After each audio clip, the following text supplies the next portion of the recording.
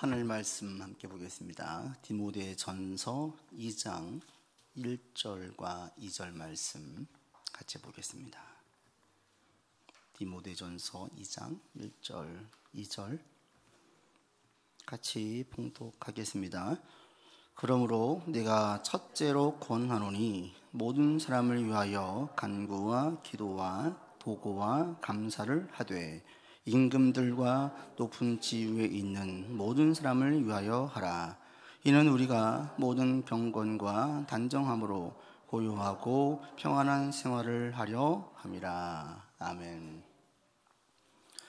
한 번은 권사님 한 분과 대화를 나누는 중에 권사님 저에게 그러시는 거예요. 아니, 목사님 목회를 거저하시네요. 이러시는 거예요. 제가 깜짝 놀래가지고 권사님 무슨 말씀이세요? 제가 얼마나 열심히 준비하는데요, 얼마나 고생하는데요. 대뜸 하시는 말씀이, 아니, 양가 어머님이 기도하신다면서요. 네, 기도하시죠. 한 분은 새벽마다 기도하시고 또 한 분은 저녁마다 1시간씩 기도하세요. 새벽에 기도하신 어머님은 일천번제를 절 위해서 일천번제를 드렸더라고요. 그렇게 했었습니다. 그러시다면서 그렇게 기도해 주신 분이 계시니까 목사님 목회가 수월하게 될 거 아니에요. 거저먹는 거네요. 이러시는 거예요. 근데 그 얘기를 딱 듣는데 제가 사실은 할 말이 없었어요. 왜냐하면 그분이 새벽에 4시 50분에 오셔가지고 8시 9시까지 기도하다 가세요. 매일같이 3시간 이상씩. 한 번에 그분과 이야기하다 보니까 이 기도의 용사들은 제가 느낀 게 있습니다. 기도의 용사들은 전부 다 삶에 부침이 있었어요. 힘든 시간들이 다 있어요. 그 힘든 시간들을 기도의 자리에 나와서 기도의 용사가 됐더라고요. 평안한 가운데 기도의 용사가 된 분은 한 분도 없어요. 진짜 이 절벽까지 와서 이제 끝날 것 같다, 이렇게까지 느끼신 분들이 다 기도의 용사가 돼요. 이분도 그런 경험이 있었어요. 너무 힘든 시간들 기도로 일어나서요. 기도로. 그게 불과 얼마 안 된 거예요. 그때부터 자기는 목사님 제가 기도하지 않고는 살 수가 없게 됐습니다. 이 기도의 능력을 아시는 권사님께서 목사님 목회 거저하시는 거예요. 그러니까 제가 할 말이 없는 거예요. 이전에는 제가 목회를 저만 잘하면 된다라고 생각을 했거든요. 열심히 설교 준비하고 열심히 전도하고 신방하고 그러면 목회 잘 될 줄 알았어요. 그런데 그게 아니에요. 하나님께서 맞는 사람들을 붙여주셔야 돼요. 또 열어주셔야 돼요. 이런 모든 것들은 무엇으로 되느냐? 기도로 되는 거예요. 목회할 때에 제가 잘해서 되는 것이 아니라 많은 기도의 중보자들이 얼마나 큰 힘이 되는지를 저도 알고 있다 보니 제가 할 말이 없었어요. 영국의 유명한 스펄전 목사님이 계십니다. 이분의 목회가 워낙 왕성하게 잘 되니까 많은 분들이 찾아왔어요. 목사님 어떻게 이렇게 안정적으로 왕성하게 하나님의 역사가 일어나는 교회를 이루었습니까? 그때마다 목사님 데려가는 곳이 있었어요. 기도실이었어요. 열어주시면서 이분들 덕분에 제가 지금 목회를 잘하고 있습니다. 이게 빈말이 아닌 게, 스펄전 목사님도 오랫동안 통풍으로 고생을 했어요. 여러분 통풍 아시죠? 바람만 불어도 통증이 온다라고. 한동안은 설교도 못해요. 몇 번씩 요양을 해야 했어요. 이분은 예배 가운데 기도할 때마다 많은 치유의 역사가 일어났어요.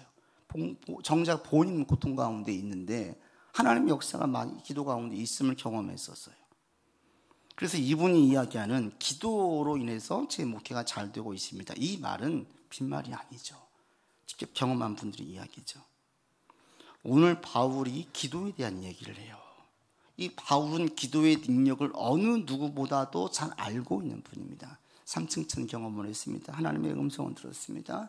주님께 자기 병 치유를 위해 기도했었는데 하나님께서 내 은혜가 되게 족하다, 그때부터 치유의 기도를 하지 않아요. 바울도 자기를 통해서 많은 치유의 역사가 나타났음에도 불구하고 정작 자기의 병은 하나님께서 고쳐주시지 않는 거예요.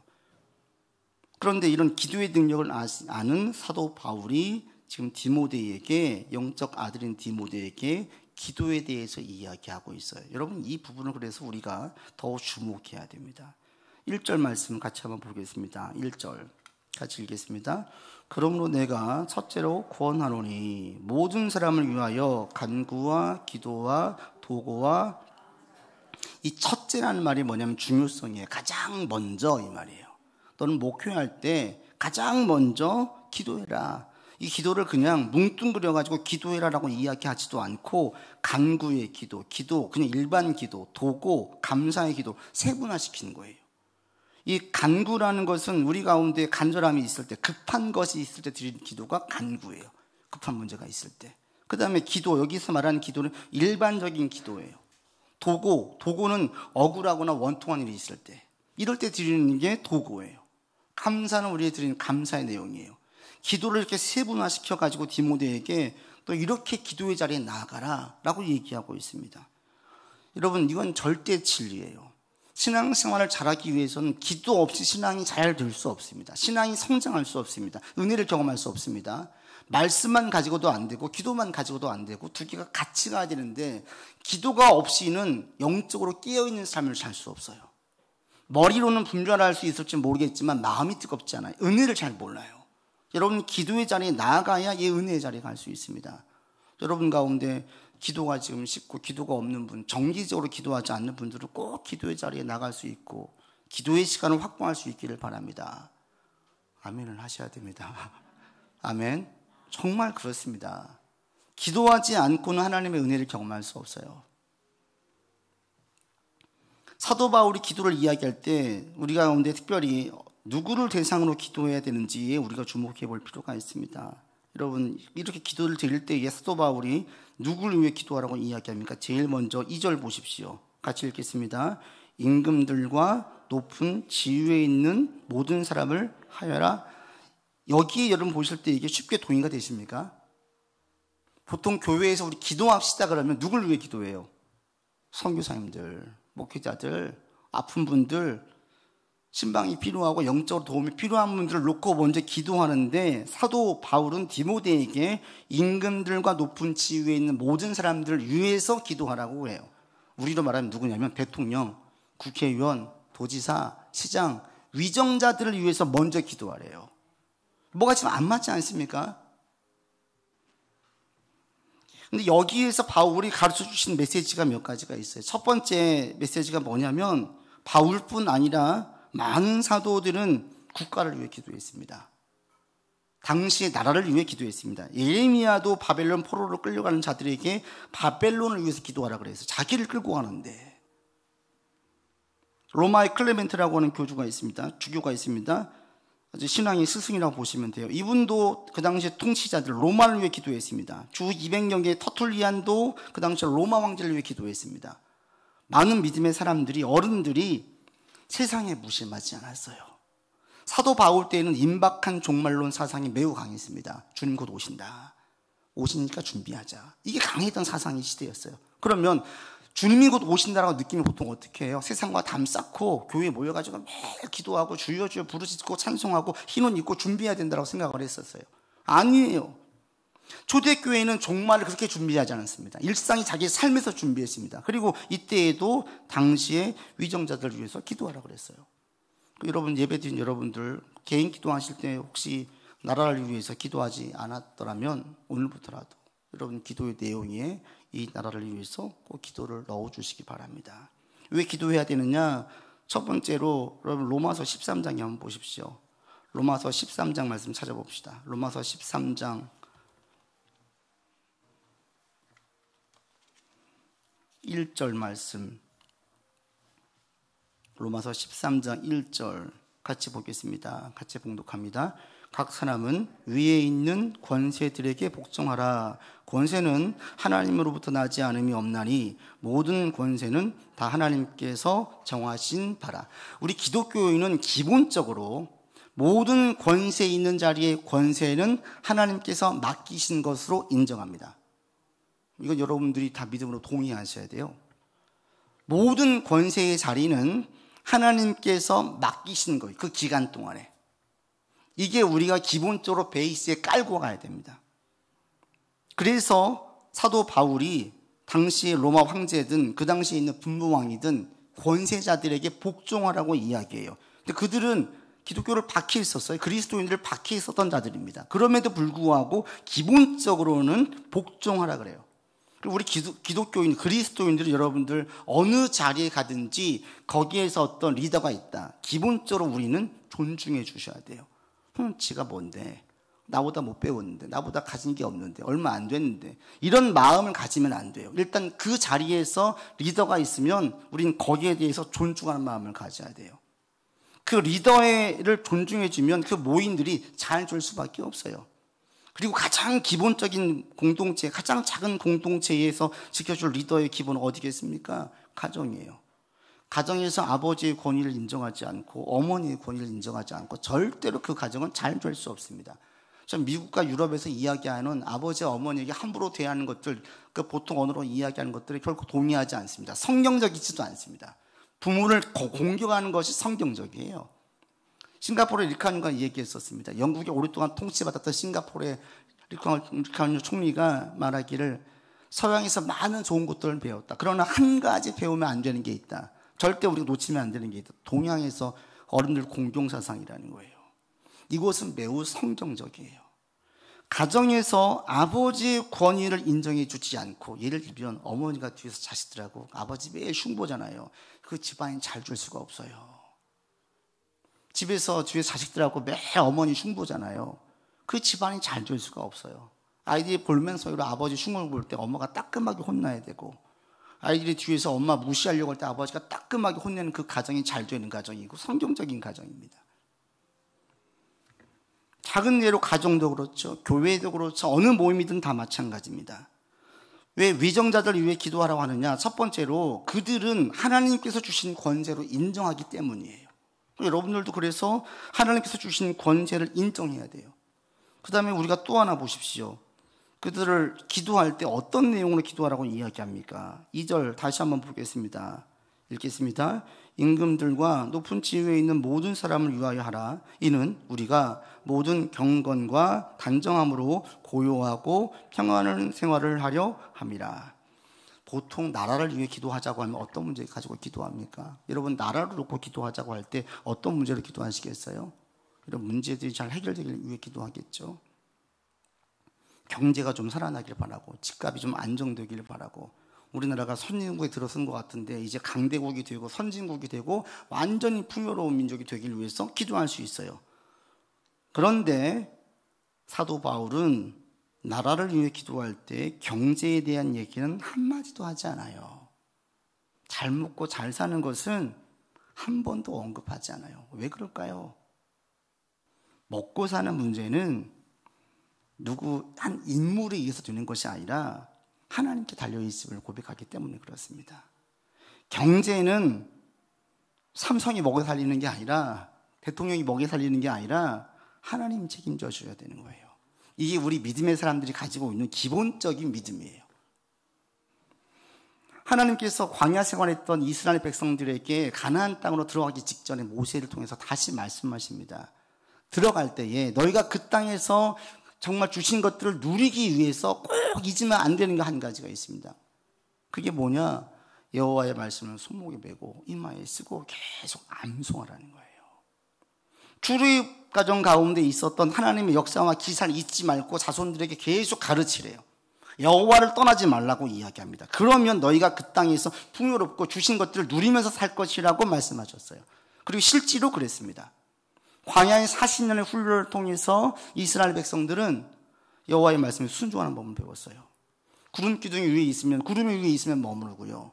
이게 움직이면 같이 갔어요. 자신들이 앞길을 예정하지 않았어요. 계획하지 않았어요. 보니까 이 터가 좋아요. 좀 한 달 정도 있었으면 좋겠어요. 그런데 구름 기둥이 움직여요. 구름이 움직여요. 그러면 그냥 가는 거예요. 다 싹 걷고. 여기는 아닌 것 같은데, 그런데 구름이 안 움직여요. 그럼 있는 거예요, 그냥. 40년의 훈련을 통해서 만나를 주시는 먹음으로 육적으로 병들지 않고 계속 건강을 유지하면서 그들이 살아갈 때 점점 강대국의 면모를 갖추기 시작했어요. 싸울 때마다 승리하게 되었어요. 전쟁에 능하게 되었어요. 일사불란하게 움직이게 되었어요. 이 모든 것들이 군사훈련을 하거나 어떤 법이 확실해서가 아니라 모든 사람들이 여호와를 경유하는 것에 초점을 맞춰주다 보니까 자연스럽게 일어난 힘이었어요. 그래서 가나안 땅에 들어갔을 때 그 땅들 정복하는데 크게 어렵지 않았습니다. 근데 언제부터 무너집니까? 여호와의 말씀을 어기고 그 이방 사람들과 같이 결혼하면서부터. 그 당시에는 누군가와 결혼을 하면 그 종교도 같이 들어오거든요. 이방신을 같이 섬기기 시작해요. 하나님을 버리기 시작해요. 여호와를 경유하는 데 떠나기 시작했어요. 그때부터 점점 힘을 잃기 시작합니다. 그래서 여호수아 이후에 사사기 시대에 가면 이스라엘 백성들이 여기 치고 저기 치고 이리저리 치이는 민족으로 전락해요. 힘을 다 잃어버려요. 한때 태양이 지지 않는 나라라고 불린 나라가 있습니다. 그렇죠? 영국이에요. 태양이 지지 않는 나라. 이 영국이란 나라가 19세기 20대기 때에 태양이 지지 않는 나라로 불렸어요. 근데 1833년에 영국에서 엄청난 법안이 하나 통과됐습니다. 대영 제국 내의 모든 노예를 1년 안에 해방시키는 법안이 통과됐어요. 모든 노예를 다 해방시키는. 이게 얼마나 큰 이 재정적으로 위험이 있냐면 그 나라 국가의 전체에 3분의 1인지 4분의 1인지 정확히 기억은 나지 않지만 재정의 상당 부분의 이익을 가져왔었어요. 이 노예 무역이. 그걸 철폐한 거예요. 지금도 경제학자들이 이야기할 때 가장 이해 안 되는 법안 통과 첫 번째가 이거예요. 자기 국가의 손실을 보는 법안을 통과시킨 법이 없대요. 어마어마한 손실을 가져오는. 그게 19세기 초중반이에요. 그러면 그렇게 했으면 경제적인 타격을 입었으니까 나라가 힘들어야 되잖아요. 그렇지 않았어요. 이 태양이 지지 않는 나라의 기간이 19세기, 20세기까지 계속 이어졌어요. 노예 무역 제도를 폐지했지만 하나님께서 그들을 지켜주시자 경제는 망하지 않았어요. 경제는 튼튼했어요. 그때 그 당시 청교도로 인해서 얼마나 그들이 신실하게 깨어 있었는데요. 여호와를 가까이 할 때에 하나님께서 책임져 주세요. 이게 우리 기본이에요. 신앙이 성장한 첫 번째 단계, 첫 번째 훈련이 뭔지 아십니까? 먹고 사는 문제를 주님께 맡기는 거예요. 이게 안 돼서 계속 거기서 발목이 잡혀요. 저 여러분이 먹고 사는 문제를 주님께 맡길 수 있길 바랍니다. 자녀의 진로 문제, 나의 진로의 문제, 가정의 문제, 계획하는 모든 문제들. 여러분 집값이 이렇게 떨어질 줄 누가 알았어요 갑자기? 아무도 몰랐어요. 아무도. 근데 중요한 사안일수록 여러분 예상하는 것은 다 잘못되고 미련한 겁니다. 왜 그런 줄 아세요? 중요한 문제는 워낙 다양한 요인들이 결합되어서 나타나는 결과예요. 한두 가지만 예상해서 안 돼요. 워낙 변수들이 많아요. 우리가 어떻게 다 예상합니까? 그냥 맡기는 거예요, 주님께. 이걸 맡기고 주님께서 책임져 주실 것을 믿고 나가는 이게 첫 번째 단계 신앙이 성장할 수 있는. 여러분 또 오해하시면 안 되는 게 주님께 맡기라는 게 그럼 기도만 하고 예배만 들어 성경만 보면 되겠지. 절대 그 얘기가 아닙니다. 주님께 맡긴다는 얘기는 주님의 말씀대로 내 생활 습관을 드리는 걸 말해요. 하나님께서 이렇게 행동하라고 했으면 이렇게 행동하는 거예요. 그게 손해일 것 같은데 세상에 맞지 않을 것 같은데 그냥 따라가는 거예요. 그러면 그렇게 살다 보면 하나님께서 책임져 주세요. 큰 부자가 안 될지는 모르겠지만 자녀 키우는 데에 바르게 성장하는 데에 인생 마지막에 가서 삶을 돌아볼 때 후회보다는 감사할 내용들이 훨씬 많게 해주세요. 주의 말씀대로 생활 습관을 들여가지고 자기 일을 하나님께서 맡겨주신 일로 알고 충성하는 사람을 누가 믿어하지 않겠어요? 누가 안 쓰겠어요? 그런 사람들을. 사람이 보든지 보지 않든지 자기 일에 최선을 다하고 하나님께 인정받는 것을 첫 번째에 두고 자기 일에 최선을 다하면 누가 싫어하겠습니까? 드러내지 않으려고 해도 나중에 드러나게 되어져 있어요. 내가 얘기하지 않아도 알아서 주변 사람들이 나를 높여요. 이게 진정한 높임이죠. 내가 가서 막 내 얘기 막 하는 게 높여지는 것입니까? 아이를 키울 때도 마찬가지죠. 자기 욕심으로 아이를 키우려고 하고 다른 사람에게 자랑이고 싶고 남들에게 뒤처지지 않게 만들려고 막 애를 쓰다 보니까 문제가 생기는 거예요. 이 아이에게 준 달란트가 뭔지, 하나님이 이 아이를 어떻게 키우길 원하시는지, 남들 원하는 그 기준 말고요.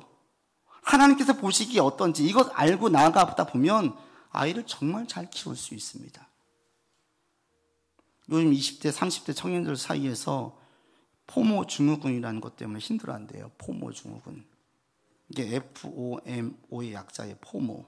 Fear of missing out.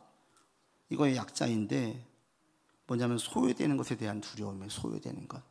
요즘 20대와 30대 청년들은 SNS 속의 친구들이나 사람들을 보면서 소외될까 봐 두려워한대요. 그러면서 막연하게 자기도 모르게 따라한대요.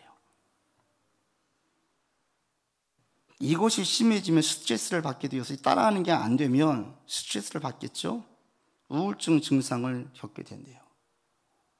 이렇게 SNS를 통해서 잘못된 것 중에 한 가지가 너무 이웃들에 대해서 자꾸 기웃거리는 게 많아졌어요. 근데 이웃들을 자꾸 기웃거리잖아요. 필경 상대적인 박탈감과 조급증으로 불안해할 수밖에 없어요. 이웃들을 보면서 내가 위안 삼아, 내가 내 나이 때 쟤보다는 좀 잘 사는구나, 난 좀 누리고 있구나. 그러면 자기 스스로 기뻐하겠죠. 그런데 꼭 그렇기만 합니까? 나보다 잘 살고 나보다 풍요롭게 사는 사람들은 항상 있어요. 쟤 나보다 공부 못했었는데, 쟤 내 무시했던 애인데 너무너무 잘 살고 있어요. 어떤 마음이 들어요? 상대적인 박탈감에 빠지는 거예요. 사람들을 보면서 불안해해요. 조급해져요. 무엇인가를 해야 되겠는 거예요. 그게 심해지면 우울증에 빠지고요, 재정을 감당할 수 없을 만큼으로 막 소비하는 겁니다. 그게 어려움을 가져오는 거죠. 여러분이 혹시 이런 부분에 빠져 있다면 한동안 끊는 것도 좋아요. 되게 SNS를 그냥 끊어버리는 것도 좋습니다. 별로 내게 도움 안 되는 것 같습니다. 하나님께서 책임져 주신다. 주의 말씀을 신뢰할 때 다 채워주실 것이다. 내가 큰 부자는 안 될지 모르겠지만 굶주리지 않고 궁핍하지 않게 해주실 것이다. 오히려 나누게 해주실 것이다. 이 믿음이 저는 여러분 가운데 있기를 바랍니다. 그리고 그 말씀대로 따라가 보세요. 주님께서 반드시 책임져 주세요. 그러니까 돈 많이 번 부자의 철학과 삶의 방식을 모방하면 안 됩니다. 참고할 건 있겠지만 그것을 전적으로 신뢰가 나가면 큰 코 다칩니다. 그들과 우리와 출발이나 방향이 다릅니다. 말씀의 방식을 따라서 살아가는 여러분들 되기를 바랍니다. 그 물질을 뛰어넘는 신앙인으로 성장했으면 좋겠습니다. 그럼 본문에 보시면 위정자들을 위해서 왜 기도라고 이야기합니까? 그 이유는 우리가 모든 경건과 단정함으로 고요하고 평안한 생활을 하려 합니다. 위정자를 위해서 왜 기도해야 됩니까? 내가 고요하고 평안한 생활을 하기 위함이에요. 고요하다는 것은 외적 요인을 말하고요, 평안한 것은 내적 요인을 말합니다. 국제적인 문제라든지 국가적인 문제라든지, 그리고 평안한 건 내적인 문제예요. 삶의 문제라든지 개인의 문제라든지, 이런 부분에서 문제가 없기 위해서 기도하래요. 근데 이 부분을, 이 고요와 평안한 생활을 왜 추구합니까? 다시 2절에 보시면 경건과 단정한 생활을 하기 위함이에요. 즉 바울이 가장 강조하는 게 뭐냐면 경건과 단정함이에요. 모든 그리스도인들이 중요하게 여길 게 뭐냐면 경건과 단정함이에요. 경건은 뭐냐면 하나님을 향한 예배한 자리예요. 하나님께 대한 헌신을 말합니다.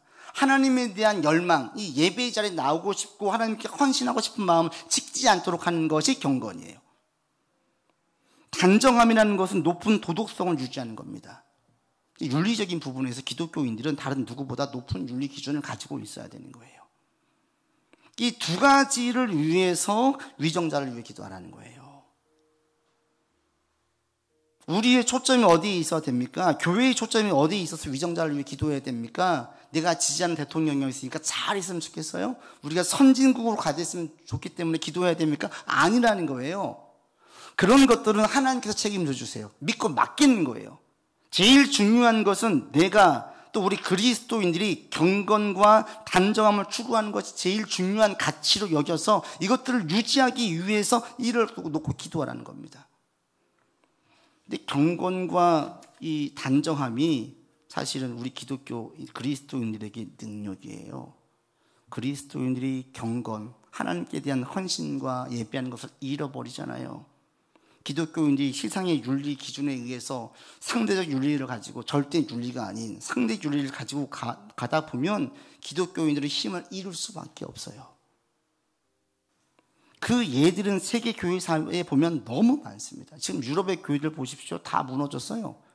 좀 심하게 표현해서 다 무너졌어요. 제가 예전에 다큐멘터리를 봤는데 독일에 대한 다큐멘터리를 봤어요. 1517년 루터에서 일으켰던 종교개혁의 시작이 사실은 독일 교회라고 볼 수 있어요. 그런데 지금 독일은 대부분 다 연세 드신 분들만 나와 있습니다. 500년 이상 된 교회가 술집으로 바뀌었어요. 대형 교회가 20, 30명밖에 안 모여요. 이름난 몇몇 교회들은 관광 명소로 바뀌어졌어요. 거대한 건물이 지붕이 무너질까 봐 걱정하고 있어요. 재정이 안 돼가지고 이거 수리를 못해요. 저도 미국에 한 1년 정도 살았던 적이 있는데 그때 저도 감리교회, 현지 감리교회에서 예배를 드린 적이 있어요. 다 연세 있으신 분들 70대, 80대 청년이 없어요. 젊은 사람이 없어요. 지금 우리나라 어떨 것 같습니까?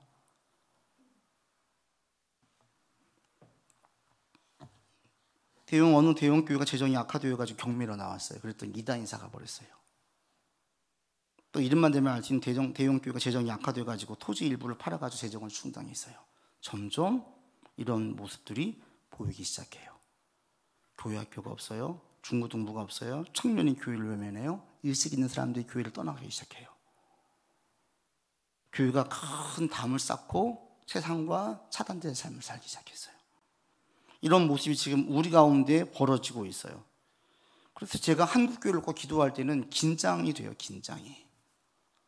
이거 진짜 우리 긴장해야 되겠구나.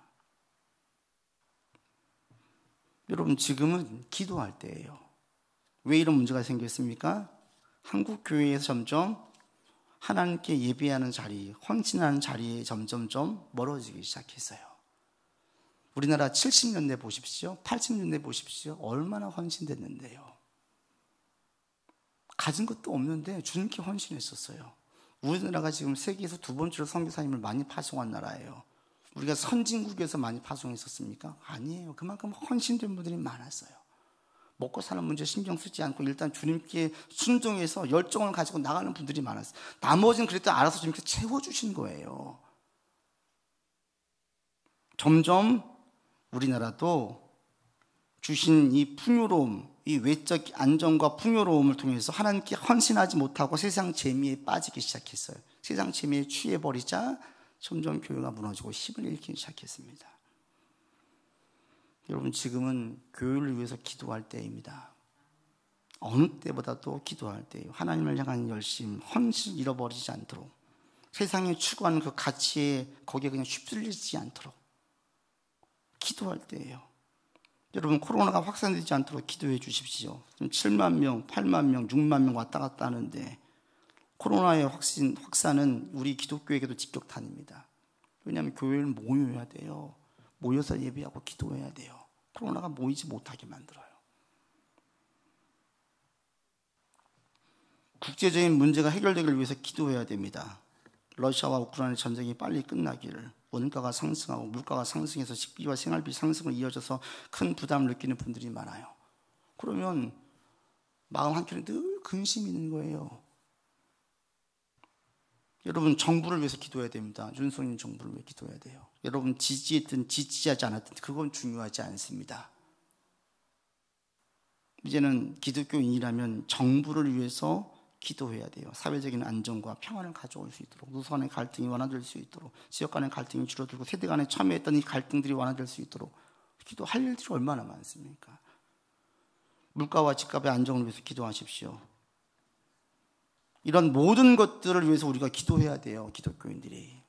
그리고 무엇보다도 이런 것들을 기도한 이유는 딱 두 가지예요. 하나님을 예배하고 하나님께 더 헌신하기 위해서. 이 나라가 더 선교하고 구제하고 이웃을 섬길 수 있는 이 나라가 될 수 있도록. 그러면 성경적인 삶의 방식을 고수하고 버리지 않을 수 있도록 모두 다 기도의 사람이 되기를 바랍니다. 기도하세요. 개인 문제만 놓고 기도하지 마시고 국가를 위해서, 세계를 위해서, 주변을 위해서 함께 기도하면서 우리 신앙이 더욱더 깨어있고 우리나라가 주님께 계속 귀하게 쓰임받는 나라가 되기를 원합니다. 기도합시다. 아버지 하나님, 우리가 깨어 기도하기를 원합니다. 특별히 위정자들을 위해서 기도하기를 원합니다. 주님, 우리의 서민들, 우리 주변 이웃들을 위해서 기도하기를 원합니다. 함께 기도해서 고요하고 안정된 삶을 누릴 수 있도록 인도하여 주시옵소서. 이 삶을 추구하는 이유는 우리가 경건에 힘쓰기 위함입니다. 하나님께 더 헌신하고 주님을 더 예배하기 위함입니다. 하나님, 주님께 헌신하는 마음을 도해 주시고 기도의 자리에 힘써 나아가고 홀로 있을 때 골방에서 조용히 기도하는 자 되게 하여 주시옵소서. 우리 구주 예수 그리스도 이름으로 기도드립니다. 아멘. 찬송가 357장 찬양하면서 봉헌하겠습니다.